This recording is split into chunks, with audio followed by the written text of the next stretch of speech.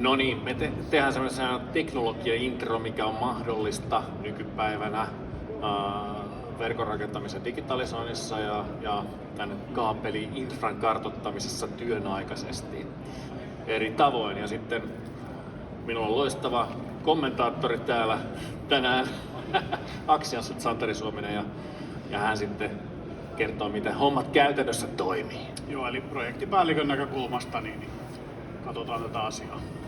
Mahtavaa.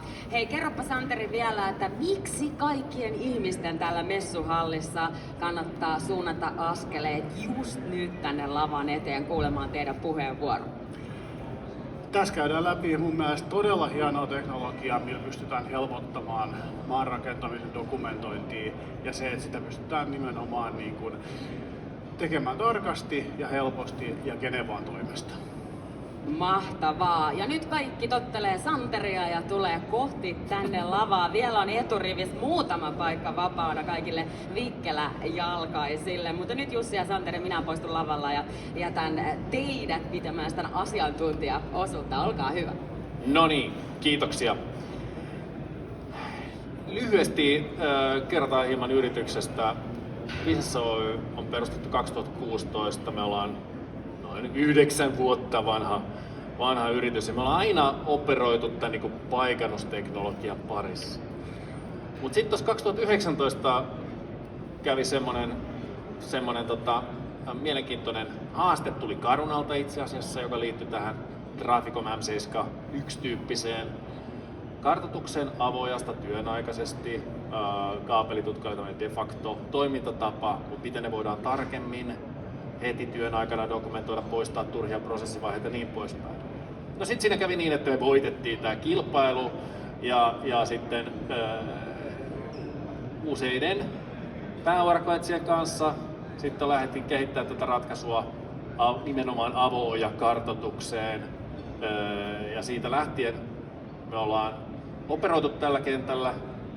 Jatkuvasti tuodaan uusia asioita, mitkä parantaa sitä käytännön tuottavuutta, eli miten pääurakoitsijat voi operoida tehokkaammin.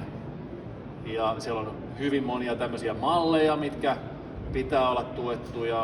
On avoja-kartoitusta, on suljetun oja-kartoitusta, on konepaikannusta ja sitten kaiken näköisiä välimuotoja myös.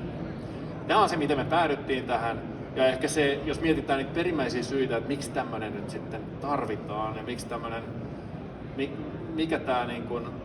mikä tätä ajaa. Totta kai se laatu ja sen tekeminen työnaikaisesti, mutta myös sitten ne mittaajat, ne on eri henkilöitä, jotka niitä tuotteet käyttää. Että ne ei ole maanmittareita enää, vaan ne on osana sitä kaivutiimiä ja sen ratkaisun pitää olla älyttömän yksinkertainen käyttää, jotta se tuottaa lisäarvoa. Jos ei se toimi, se ratkaisu hyvin nopeasti lentää sitten ojaa, tekee Suomen ennätyksen keihäheitossa. No joo, tää on niinku tää tarina tässä, miksi me ollaan tultu tähän. Ja ehkä se yksi asia on myöskin se, että se iso markkina, maanmittausmarkkina on siellä muussa infran puolella. Tämä kaapeli-infran kartoitus ei ole niin iso markkina ja tässä on paljon tämmöisiä erikoisasioita ja verkkotietokantoja ja formaatteja, joka on ajanut tähän. No joo, meillä on tässä 22 minuuttia aikaa käydä näitä asioita läpi ja Santerikin varmaan haluaisi puhua tässä jotain, mutta mä ensin esittelen tässä muutamia sovelluskohteita.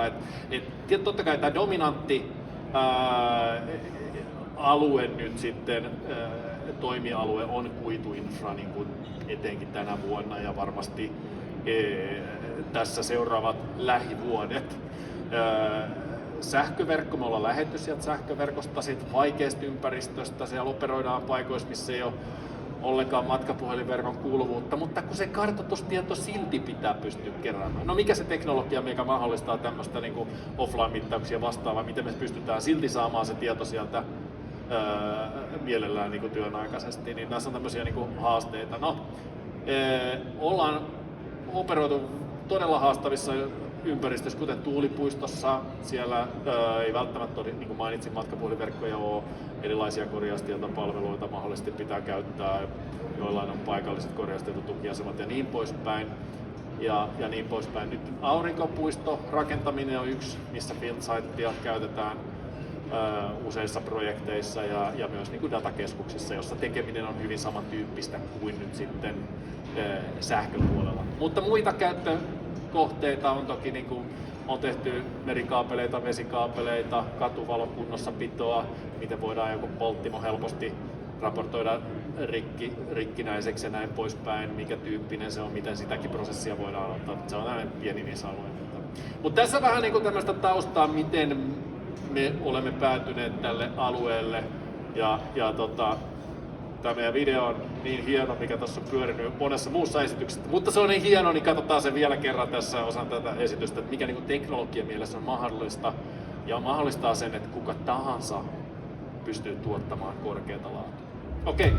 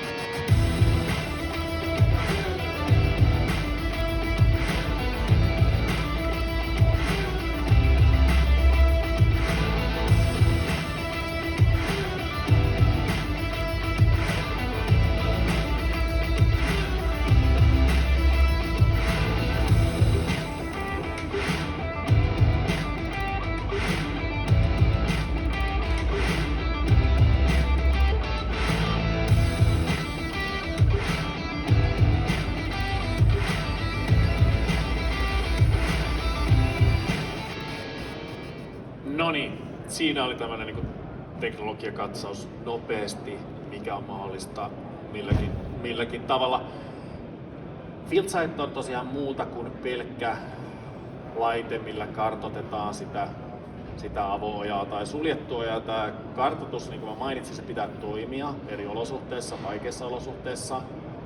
Mutta kun me katsotaan tätä kokonaisvaltaista niin kaapeliurakoinnin digitalisointia, niin se on oikeastaan, en tiedä osaako Santeri arvioida, että kartoituksen osuus tässä koko prosessissa, kun siellä on on projektihallinnon näkökulmasta seurantaa ja dokumentointia, että mikä se niin tämmöinen osuus on sitä urakkaa. Jos sulla on projekteja, missä sä oot saanut aineistoa jälkikäteen ja näin poispäin, niin mitä sä itse näet? Se itse kartoituksen varsinainen osuus on loppupeleissä hyvin pieni siitä kokonaisuudesta. Mutta se, että silloin kun käytetään järkeviä työkaluja, niin se, että kun me saadaan siihen integroitua vähän niin seurantaa ja muuta, niin me pystytään käyttämään sitä oikeasti projektinhallintatyökaluna samalla. Elikkä tässä kohtaa siitä on hyötyä projektin aikana muutakin kuin se kartoitusdata, mikä on lopputuote vaan. Kyllä. Ja totta kai tilaaja haluaa, että sen tieto pitää viedä johonkin, se pitää viedä sinne verkkotietokantaan ja mielellään niin, että se tieto on yhtenäistä, se on finalisoitu, kaikki liitokset on tehty ja sitten dokumentoinnit hoidettu ja näin poispäin. Monta eri aluetta, mitkä pitää toimia, jotta tämä koko kaapeliurakoinnin niin kutsuttu prosessipyörä pyörii sujuvasti. Mutta tosiaan se lähtökohta, niin kuin mainitsin meille, että vaikka se olosuhte on minkälainen vaan, ja sieltä tulee suoraan koulusta oleva kaveri, joka ei ole kartoittanut ikinä, voi lähteä kartoittamaan, ja silti se pystyy tuottamaan maanmittarin laatua, joka kuulostaa aika absurdilta, että voiko tämä pitää paikkansa, miten ne voi päästä vaikka semmoiseen 3 sentin mittaan. Mutta mitä tämä nykyteknologia mahdollistaa, katsotaan sitä niin kuin seuraavaksi. Okei. Niin kuin mainitsin, FieldSitella meillä on erilaisia kartoituslaitteita. Me ollaan laitevalmistajia ja tuotteita optimoidaan tähän verkon rakennuksen käyttöön. Ja tässä on niin kuin tätä repertuaaria. Sitä tarvitaan, kun Suomessa olosuhteet on niin erilaisia ja tilaajavaatimukset on hyvin erilaisia. minkälaisen tuotteella operoidaan. Tässä tämä FieldSight GND-tuote, joka nyt on 2024 tuotu markkinoille ja on kiitettävän laajalle levinnyt ja se on maanrakentajan näkökulmasta mieluinen työkalu, jota voidaan käyttää monella tavalla ja tukee myös niin kuin kartoitusta 3D-malliksi. Niin ehkä tässä vaiheessa voisi kysyä Santerilta, että mitäs tämä niin GND, niin sanottu granaatti, on pelannut siellä kentällä. Ja mitä maanrakentajat on tuumannut siitä? Maanrakentajat on tykännyt tästä. Siis tää on kompakti kokoinen, tää pysyy mukana ja se, että on yksinkertainen käyttö. Siinä on se helppous. Ja se toimii. Kyllä. jos se toimii. Maanrakentaja on kyllä sillä mielenkiintoinen. Että jos joku työkalu nyt ei satu toimimaan siellä kentällä, niin ensinnäkin siitä kuulee todella nopeasti ja sitten voi olla vielä, että se työkalu niin kun, se myöskin palautuu hyvin nopeasti ehjänä tai sitten rikkoutuneena sitten takas, että se on niinku, nämä tuotteet mitä käytetään, niin ne on todella karussa käyttöolosuhteessa verrattuna siinä, että maanmittari valkoisilla hanskoilla suojelee sitä kallista tuotetta siellä ja lyö sen hienosti salkkuun takas, kun nämä tuotteet kulkee siellä takakontissa tai lavalla tai muuta. Et se on niinku merkittävä asia, mikä tässä pitää ottaa huomioon. No joo, mitä uutta tänä vuonna tulee tämmöiseen niinku tuotteeseen? Tietenkin pieniä päivityksiä ollaan tehty siihen, että miltä se nyt näyttää, mutta itse asiassa tämä vastaanotin puoli, voi sanoa, että se oikeastaan niin täysin uudistuu. Voisi sanoa, että tämmöinen tuote niin 3 vuoden jälkeen sillä se menee niin vaihtoon. Nyt on tullut uusia GPS-taajuuksia, jotta niitä voidaan käyttää, tarvii uudet vastaanottimet. No mitä se sitten? Okei, vastaanotin tarvitaan uusi antenni. Eli se paketti, mikä sulla on siellä, niin se ei enää toimikaan se 3 vuotta vanha paketti. Olet investoinut Ripplen R12ihin useita kymmeniä tuhansia ja sit sä et ehkä voi käyttää niitä uusia asioita, uusia ominaisuuksia. Tänä vuonna, mikä tässä kalvolla ei ole, niin on tullut semmoinen Galileo Hassi, ilmainen korjaustietolähde, jolla päästään 25 cm tarkkuuteen ilman matkapuhelinverkkoa. Niin muun muassa tämmöinen teknologia, niin se on näissä uusissa vastaanottimissa, uusissa antenneissa. Ja tämä FieldSightin ratkaisu, niin tämähän on subscription, eli tämä on niinku kuukausitilaus. Tää päästään niinku halvalla liikenteeseen ja se on halpa koittaa myös, että no toimiiko tämä homma vai eikö tämä oikein toimi. No joo, tässä seuraavassa niin tässä nyt käydään muutamia tämmöisiä käyttötapoja ja oikeastaan kun mä katson tätä listaa, niin näitä ensimmäistä 3 tapaa on muun muassa ollut Axiansin käytössä. Onko sinulla Santeri tähän jotain kommenttia, että minkälaisilla tyyleillä, jos mietitään vaikka niitä tontteja tai muuta, että minkälaisella tyylillä mennään missäkin se on, sanotaan, että niin se perinteinen runkoverkon rakentaja, se ottaa vielä mielellään tuon mittatikun käyttöön. Ja sitten niin kun mennään tontille ja tonttirakentajat, niin he käyttää kädestä tai Y-podissa, eli ei tarvita turhaan niin mittatikkua siihen mukaan. Se riittää heille tuohon tontin kartoittamiseen. Kyllä, ja eikö se ole näin, että se on suurin piirtein samassa laskusyvyydessä, kun puhutaan niin kuin tonteista, niin se on siellä roilotettuna? Joo, varsinkin siis kun tonttia tehdään, niin se tehdään joko niin maasahalla tai sitten röauralla, niin se, että syvyys on etukäteen säädetty, mihin mennään. Joo. No mitä se tarkoittaa, että mulla on tää niinku kädessä? Meikäläinen on lähes 2 metriä pitkä, mutta jos mä laitan sen tähän 90 kulmaan, niin mä tiedän suurin piirtein, mikä tämän mittasauvan korko tässä niin sanotusti olisi. Ja tiedän suurin piirtein, että missä se on siinä pinnalla. Totta kai jos tehdään vaikka suunnittelua, niin tämmönen kapulahan on niinku kiva käyttää. Päästään 2 senttiä, mä voin reittisuunnitella tämän avulla myös. No tossa on toi älykello, puhutaan tosta kellon käytöstä hetken kuluttua, mutta myös jos mietitään kaapelitutkausta, ja sitä käytettävyyttä. Meikäläisellä se olisi aika vaikea, jos mulla olisi niin mittatikku ja sitten mä kaapelit tutkaisin samalla. No muutenkin se olisi toki meikäläiselle vaikea, mutta jos tämä integroituu tuollaisella adapterilla kätevästi tuohon kaapelitutkaan, niin pystytään taas saamaan niin kuin käytettävyyteen paljon etuja. Olen nähnyt Vantaa Energian kaveri, joka semmoinen näin ison paperinivaskan kanssa toisessa välissä kädessä, niin etsii infraa. Niin. Mutta okei, katsotaan Nimi on tässä Jussi Jönkkäri ja mä vedän tämmönen JJ Tech Infra-nimistä maanrakentajan kommentti. Kankaanpäässä. Me ollaan maanrakennusyritys ja me tehdään pääsääntöisesti kuituinfran rakentamista. Me ollaan jo muutaman vuoden käytetty erilaisia FieldSite-tuotteita avoajan kartoituksessa. Kun kartoitusratkaisu toimii sujuvasti, me voidaan keskittyä olennaiseen, eli kaivamiseen. Meidän käytössä tarvitaan ratkaisu, jota on helppo käyttää ja se toimii kaikissa käyttöolosuhteissa. Uusien henkilöiden perehdytys toimii helposti, ja jos tukea tarvitaan, sitä saadaan nopeasti joka työmaalle. Ratkaisu säästää meiltä aikaa, kun materiaaliraportit saadaan suoraan FieldSiteista. Reaaliaikainen tilannetieto vähentää turhaa soittelua, matkustamista ja työtä voidaan tarkastella kuvien avulla. Me voidaan suositella ratkaisua kaikille alan toimijoille. No joo, siinä oli yhdet kommentit maanrakentajalta. Mitäs teidän niin muulta maanrakentajayritykseltä, niin minkälaista palautetta sieltä on tullut? Siis tämmöinen pääurakoitsija ja mulla on ollut 3 eri yrityksellä käytössä FieldSite tänä vuonna. Se on ollut helppo seurata. Yhdeltä karttapohjalta hypätään vaan projektilta toiselle ja sieltä ilmaantuu seuraavan yrityksen kartoitusdata. Nähdään missä ne menee, mitä ne on tehnyt ja kuvat siihen päälle. Niin se on todella hyvä työkalu siinä kohtaa, kun saadaan reaaliaikaista.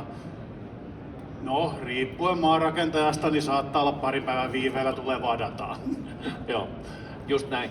Mutta kaikista tärkein, niin kuin tuossa aikaisemmin puhuttiin, on se, että se homma toimii. Jos ei se toimi, niin kuin mekin on jouduttu paikkaa sitten jotain laitteita ja muita, sitten on soiteltu apuun, että ei vitsi, me tarvitaan semmoinen ratkaisu, mikä toimii. Jos ei se siellä toimi siellä maanrakentajan kouras, niin ei sillä sitten, se lisäarvo poistuu välittömästi. Tai sitten pitää lähettää joku jälkikartoittaja kartoittelemaan niitä pätkiä siellä, ja sitten toki tulee matkakustannusta ja muuta kustannusta, joka syö sen niin business casein siitä helposti sitten. No joo, tänä vuonna tämä yksi uutuus on 3D-kartoitus. 3D-kartoista on tulossa, niin kuin, jos katsotaan maailmalla mitä siellä tapahtuu, niin kyllä tämmöinen, puhutaan fotogrammetrista, joka on siis nopeasti kuvien ottamista ja liimaamista yhteen, ja sitten tulee tämmöinen 3D-malli. No mitä se mahdollistaa vaikka jossain spottikohteessa, niin sähkön puolella esimerkiksi muutama edusta on vaikea, mitä sä tutkaisit sen sitten, niin me voidaan napata tommonen aineisto, vaikka tuossa seuraavassa on tommonen pieni spottikohde niin muutamissa sekunneissa, ja totta kai se dokumentointivastuu siitä toki se siirtyy sitten sille dokumentoijalle tai insinööritoimistolle ja muuta finalisoida se, mutta jos me katsotaan tätä seuraavaa 3D-mallia, mikä tässä pyörii, niin mulla meni noin 10 sekuntia, että mä napsasin ton. Siinä oli aidat ympärillä. Jos mietitään niin muuntamon edustaa, niin se voi olla vaikka 3 metriä syvällä. Ei sinne lähdetä ihan helposti niitä kaapeleita kartoittelemaan ja niin poispäin. Niin kyllä se, niin kuin, jos mietitään tämmöisiä just pienkohteita, niin tää on aika niin kuin mielenkiintoinen, vaikeita kohteita, tää teknologia. Ja sitten tähän käytännössä tuolta FieldSite-kissillä digitoidaan nuo kaapelit käytännössä siihen 3D-malliin kliksutellaan. Tää on läpinäkyvää, syvyystiedot voidaan katsoa siitä, klikkaat mittatyökalu, katsotaan pintaa, sitten katsotaan pohjaa, kasvu. Okei, tästä saadaan se syvyys. Se ei ole mikään semmoinen, että joku laski sen syvyyden erikseen, vaan läpinäkyvä prosessi. Mitäs Santeri, näet sä, että tämmöisellä niin 3D-mallilla niin teidän projekteissa, niin onko sillä minkälaista, olisiko se jonkunlainen sovelluskohde, onko jotain semmoisia, mitä tulee mieleen? Pari kohdet heti niin kuin alkuun. Toinen on, kun rakennetaan kuituverkkoja tuonne alueelle, missä on jo paljon olemassa niin infrastruktuuria, niin kaupungithan haluaa, että ne asetetaan kaapit muiden kaappien viereen. No sehän tiedetään, että se on aivan täynnä tavaraa jo. Niin se, että siinä kohtaa kun me päästään siihen, niin joudutaan tekemään vajaasyvyyksisiä asennuksia, niin me saataisiin tästä se todella helposti dokumentoituu se, että hei, me mennään noitten kaapeleiden tuolta puolelta, noitten päältä, noitten alta ja tästä omaan kaappiin, joka on näiden 5 muun kaapin vieressä. Just niin. Toinen on kaapelikaivot. Aivan. Ne on monimutkaisia siitä, että siellä menee mustaa kaapelia 17 kappaleet joka suuntaan, niin se, että sä pystyt oikeasti digitalisoimaan sun oman kaapelissa. Kyllä. Niin siitä on todella paljon hyötyä. Kyllä. Ja sitten jos mietitään, vaikka se kartoitusaineisto tulisi jollain toisella tavalla, mutta sä saat silti tämän referenssiaineisto, jos se otetaan lisäksi tämä 3D-malli, niin sä voit ihmetellä sitä sitten myöhemmin, palata siihen, katsoa pieniä yksityiskohtia, katsoa mittoja, vaikka mitä. Että kyllä tämä niinku, siinä kun tämä on niinku dokumentoijan tai suunnittelijan käpisteltävissä, niin tämä on niinku aika mielenkiintoinen.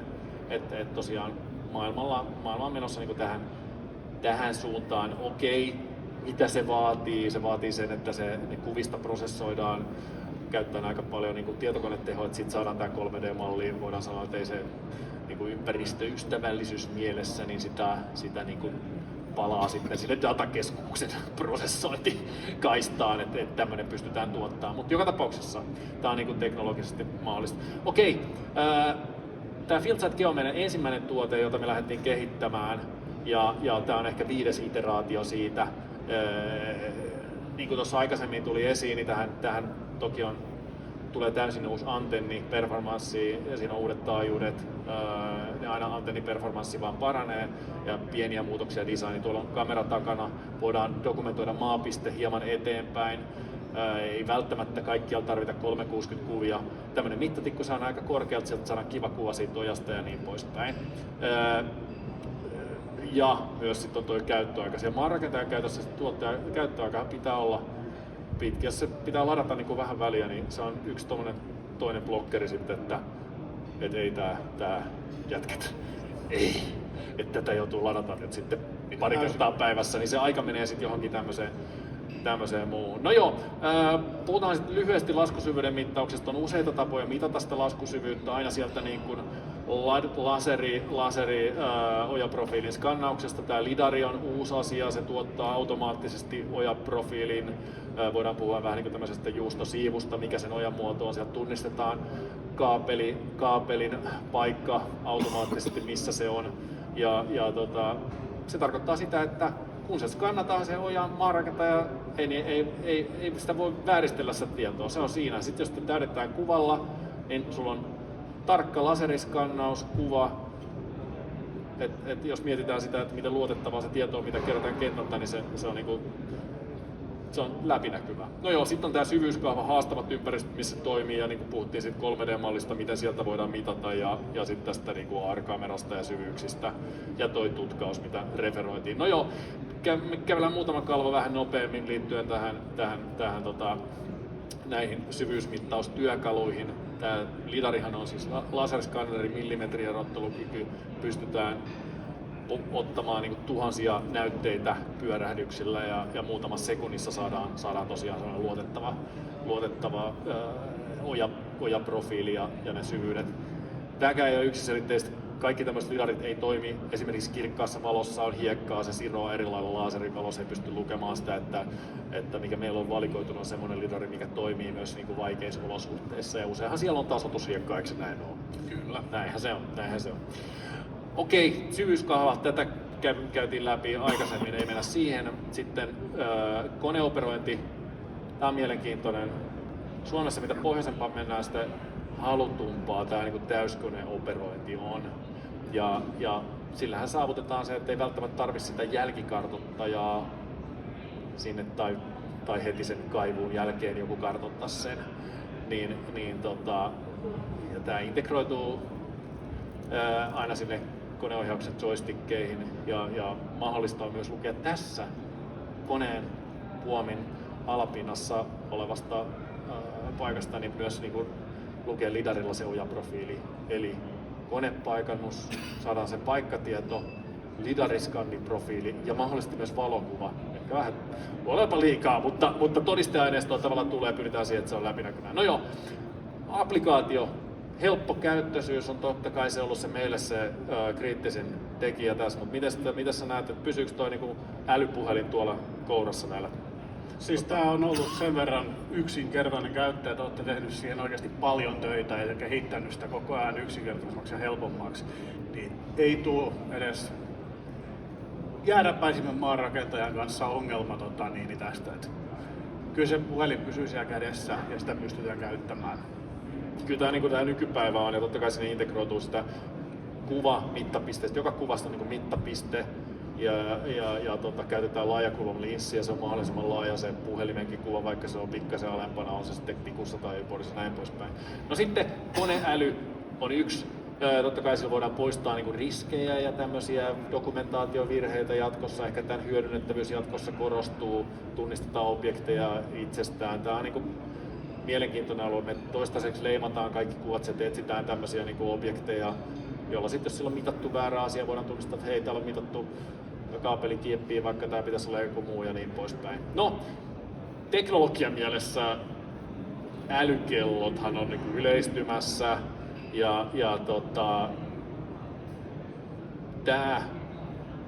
Kun teknologia mahdollistaa sen, kysyttiin itse, että miksi me tehdään tätä. No, me ollaan varmaan ensimmäinen yritys, joka tuo tämän niin kartoituspäätelaite, voi olla niin älykello, sä voit vaihtaa sieltä mittaobjekteja, mitä mitataan.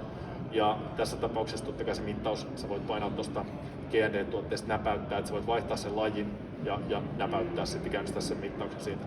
Mutta tässä on nyt yksi esimerkki, mihin tämä maailma on menossa. Sulla voi olla pakkasolosuhteissa, sulla voi olla tuote toisessa kädessä ja sitten älykello, mistä sitten vaihdat vaan, että tähän otetaan sondimitta ja niin poispäin. Okei, no sitten tullaan tähän niin kuin seurantaan, reaaliaikaseurantaan ja mitä siellä ojassa tapahtuu. Niin Santeri, miten tämä, niin onko tämä reaaliaikainen data ja miten se on palvelu niin teidän projekteille? Silloin kun mitataan aivo-ojasta, niin se, että me pystytään suoraan tarkistamaan esimerkiksi haarotuskohdasta, että onko tämä tehty oikein ja onko jatkot tehty oikein. Eli sitä kuvadokumentaatiota kun tarkistellaan, että hei, edetty taas tällä viikolla kilometriä, käydään läpi sit matkalta, että mitä on tapahtunut ja siinä kohtaa saadaan kiinni näitä virheitä, niin se helpottaa, koska silloin siitä ei tule systemaattista virhettä, kun se saadaan mahdollisimman aikaisin kiinni. Kyllä. Ja totta kai tämä filtsausratkaisulla pyritään vielä siihen, että kun sä otat mitan sieltä ojasta, niin siinä tarkistetaan tiettyjä aspekteja, tarkistetaan mittatarkkuus, tarkistetaan syvyys, onko se semmoisia, mitä voi viedä edes eteenpäin. Eli tavallaan jos virhe meinaa tapahtua, niin se jää heti kiinni siinä työmaalla. Eli mä uskon, että sen pitää heti korjata asioita, jotta pystytään tuottamaan sitä tilaa ja mukaista laatua. No joo, katsotaan tämä 360-puoli, mennään tosta ohi, mutta tämä asfalttialue, tämähän on ollut niinku merkittävä. Jos mietitään kustannussäästöjä, siellä pyörii järjettömät rahat. Tuossa on 12 000 ja niin poispäin neliöitä tässä projektissa eri katuluokista. Voidaan digitaalisesti raportoida näitä asfalttialueita ja tämä on ollut niinku teillä kovasti käytössä, niin mitä siellä on kentällä sanottu? Tämä on siis sellainen aspekti, mistä voisi keskustella varmaan todella pitkään, jos haluaisi. Mutta siis asfalttineliöitä, varsinkin kun tehdään taajamarakentamista, niin se on ihan älytön määrä, kuinka paljon asfaltoidaan. Ja sen mittaaminen, niin kaikki, ketkä sitä on tehnyt, on juossut mittapyörän kanssa ja mitannut niitä asfalttipaikkoja aika monta ja kirjoittanut niitä ylös ja laskenut niitä Excelissä ja muualla. Se, että tästä pystytään suoraan paikantamaan asfalttiin. Mennään nurkkaan, tossa ja tossa. Se laskee suoraan. Se oli se asfalttipaikka, mene seuraavaan. Kaikki on tallessa, mitään ei huku. Ja se pystytään tarkistamaan, koska asfalteissa on heittoja. Niin. Se mitä on laskutettu ja mitä siellä maastossa on, niin ei aina kohtaa. Usein kohtaa, mutta ei aina. Just näin. Ja jos mietitään niin liiketoimintahyötyjä tässä, tämä on ehkä sellainen merkittävin alue, jossa tarvitaan niin läpinäkyvyyttä tähän. Ja niin kuin mä sanoin, tämä Filsat-järjestelmä on subscription, niin miten se voi tuottaa? Se tuottaa varmaan ensimmäisessä projektissa itsensä takaisin, kun päästään mittaan näitä asfaltteja ja niin poispäin. No joo, materiaaleista sen verran, materiaalin läpinäkyvyydestä. Materiaaliraportti saadaan täältä suoraan, voidaan valita se aikaväli ja sitten ottaa ne rapsat tulos, voidaan laittaa laskun liitteeksi ja niin poispäin. Meillä on myös projektien valmistumisennusteita, jossa meillä on pitkiä projekteja, esimerkiksi datakeskusprojekteja, jossa on tarkka tavoite, milloin se pitää saada maaliin, tietty kaivunopeus, millä päästään siihen projektitavoitteeseen, mikä tuossa on viivattu.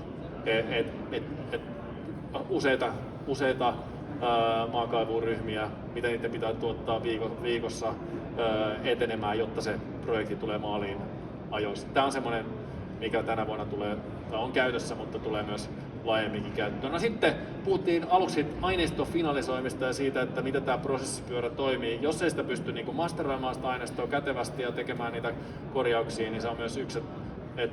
Mitä sä sanoisit, Santeri, siitä, että jos mietitään niin kuin ulkopuolisen jälkikartoitusyrityksen tuottamaa laatua versus tämä FieldSite-laatu, niin mitä sä niin kuin kuvaisit sitä?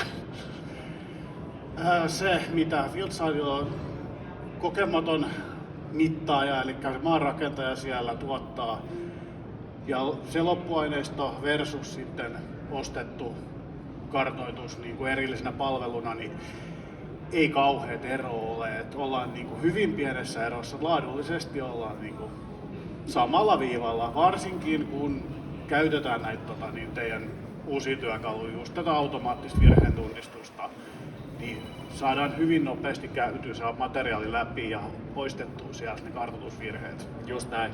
Eli me päästään niin kuin todella pitkälle, plus että ne lisähyödyt, mitä tämä järjestelmä tuottaa siinä, että sä saat kuvia ja näkyvyyttä tähän koko prosessiin, niin se on yksi. Okei, ja sitten tietenkin se aineisto pitää saada sieltä ulos eri formaateissa, eri koodauksilla, se on niin kuin yksi merkittävä asia. Ja sitten tämmöiset kuin verkkotietokantaintegraatiot, on Keypro, Keycomia, on Trimplenissiä ja vastaavia järjestelmiä, miten se niin kuin tieto ui tämän niin kuin prosessipyörän mukaisesti sinne verkkotietokantaan ja näin poispäin. Okei, tämä on FieldSite-järjestelmä ja niin kuin sellaiset asiat, mitkä on hyvä muistaa. Helppo käyttää, kuukausilaskutus, helppo ottaa käyttöön, ei tarvita isoja pääomia, että sen saa niin kuin nopeasti käyttöön, nähdään nopeasti, miten se toimii siellä niin kuin maanrakentajan käytössä. Reaaliaikaisuus ja koko tämä data on niin kuin merkittävä osa sitä ja että se pyörii tämän niin kuin prosessin mukaisesti aina sieltä kartoituksesta seurantaan, finalisointiin ja verkkotietokantaan. Siitä kokonaispyörästä ne niin kuin edut tässä niin kuin kaapelikartoituksessa, kaivuussa ja urakoinnissa tulee. Hyvä, mutta me halutaan kiittää. Me ollaan tosiaan vielä osastolla jonkun aikaa. Osasto 1019. Tulkaa morjesta, katsoa miten Linux Scan Profi, miltä se näyttää ja miltä nämä uudet tuotteet näyttää. Minun puolesta kiitos. Kiitoksia.